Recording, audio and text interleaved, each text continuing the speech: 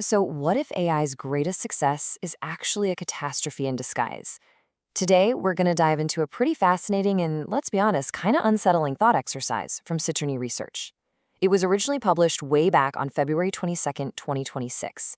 Now, this isn't a prediction, okay? It's a scenario, a really detailed look at one possible future. To really get this, you've got to shift your mindset a bit. Just imagine it's a few years from now, and this memo, it just lands on your desk. Think of it like a dispatch from a world that's really grappling with the unintended consequences of artificial intelligence. The memo is dated June 30th, 2028. We're being dropped right into the middle of what the authors are calling the global intelligence crisis. In just 2 short years, the world has been completely turned upside down. And the damage? Well, it's stark. The S&P 500 is down a staggering 38% from its highs, and unemployment has just rocketed past 10%. And you have to remember, these are not just numbers on a chart. This is a full-blown economic meltdown. What's so shocking is that just 2 years before this, the economy was absolutely booming, and it was all fueled by AI-driven productivity.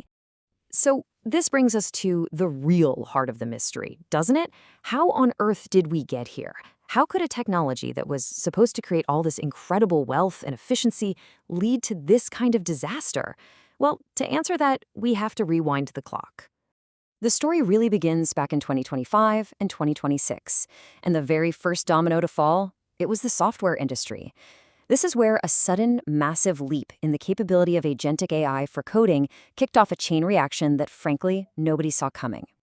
And this, right here, this highlights the core paradox of the whole crisis. You see, unlike with past technologies where the big players resisted change, this time was different. Companies saw AI not just as some threat, but as their only way to survive. They just couldn't afford to get left behind. This led to a really dangerous feedback loop, what the report calls the intelligence displacement spiral. And it's a simple but absolutely devastating 5-step process. AI gets better, so companies cut jobs to save cash.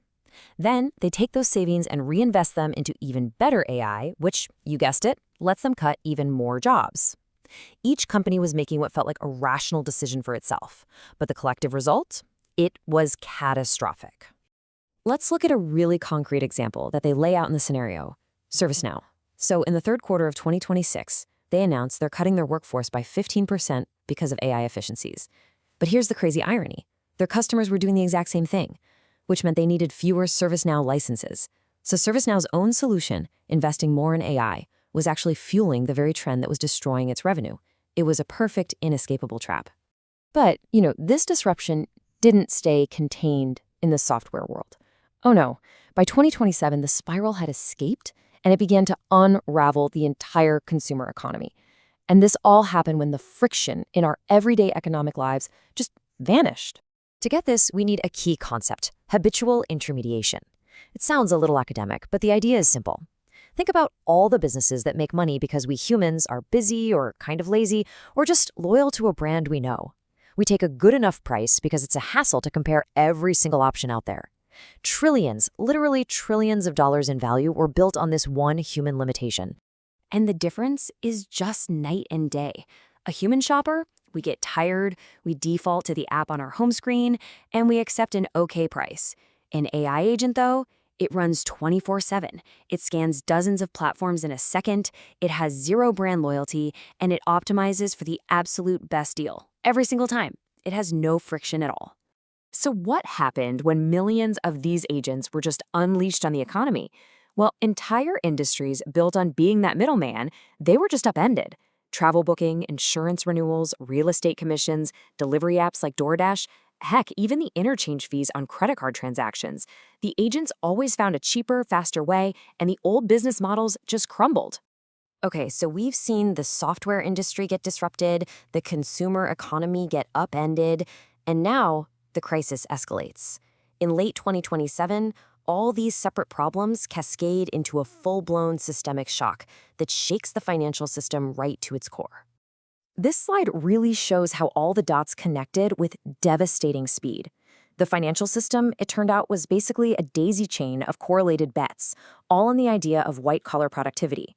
So when AI disrupted software, the loans made to those companies started to default.